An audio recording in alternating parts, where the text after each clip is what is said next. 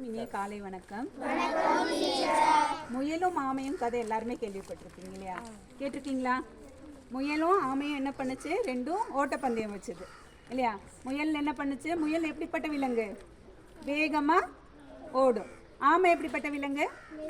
மெதுவா ஓடும். இந்த போட்டியில யார் ஜெயிச்சிருக்கணும்? ஆமையா ஜெயிச்சது. இந்த ஆக்சுவலா யார் ஓடுனா? வேகமா ஓடினது யாரு? முயல் தான் வேகமா ஓடுச்சு. ஆனா இதுல ஜெயிச்சது யாரு? ஏன் ஆமை ஜெயிச்சது? யார் தூங்குனது? முயல். முயல் என்ன பண்ணுச்சு? பாதி தூரம் போன உடனே என்ன பண்ணுச்சு? திரும்பி பார்த்தது. பார்த்த உடனே முயல் என்ன ஆயிடுச்சு? முயலை காணோம். சரி, எப்படியும் முயல் வரதுக்கு ரொம்ப நேரம் ஆகும், நாம என்ன பண்ணலாம், கொஞ்ச நேரம் தூங்கி ரெஸ்ட் எடுத்துட்டு அப்புறமா போகலாம் அப்படின்னு சொல்லிட்டு முயல் என்ன பண்ணுச்சு? தூங்கி ரெஸ்ட் எடுக்க ஆரம்பிச்சது. ஆமை மெதுவாக வந்து என்ன ஆயிடுச்சு? முயல் தூங்கிட்டு இருக்க பகுதியும் தாண்டி அதனுடைய எல்லை கோட்டை தாண்டி அது வெற்றி பெற்றுச்சு. என்னைக்காவது நம்ம யோசிச்சது உண்டா முயல் ஏன் தோல்வியை தழுவுச்சு அப்படின்னு? யோசிச்சிருக்கோமா? முயல் ஏன் தோல்வியை தழுவுச்சு? யாரா சொல்றீங்களா? முயல் ஏன் தோல்வியை தழுவுச்சு? சோம்பேறித்தனம், அப்புறம் அசால்ட்டு இல்லையா?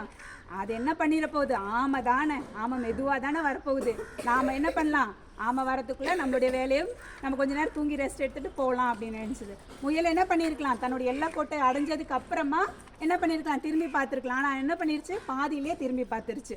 இதே மாதிரி தான் நாமளும் ஒரு செயல் ஆரம்பிக்கும் போது ஆரம்பிக்கிறது வேகமாக ஆரம்பிப்போம், ஆனால் என்ன பண்ணுவோம்? அசால்ட்டு, சரி நாளைக்கு பார்த்துக்கலாம்.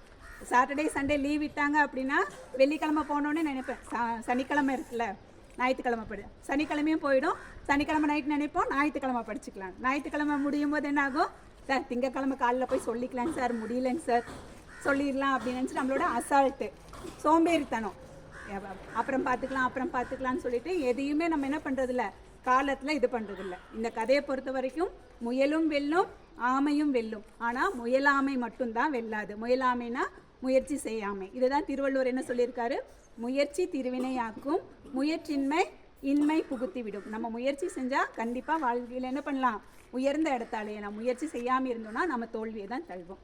இந்த நாள் இனிய நாளாக அமையும். வாழ்த்துக்கள்.